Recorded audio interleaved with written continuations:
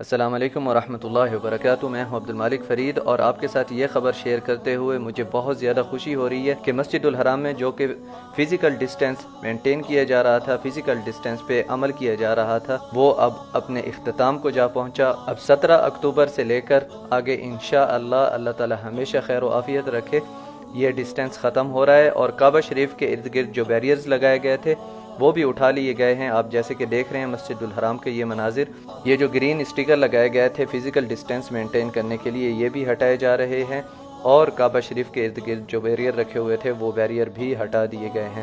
تو یہ بے حد خوشی کی خبر ہے۔ اللہ تعالی ہمیشہ خیر و عافیت رکھے ہماری امت مسلمہ پر، اور اللہ تعالیٰ آپ لوگوں کو جو بھی دیکھ رہے ہیں یہاں پر جلد از جلد مسجد الحرام میں آ کر نمازیں، طواف، عمرہ کرنے کی سعادت نصیب کرے، آمین۔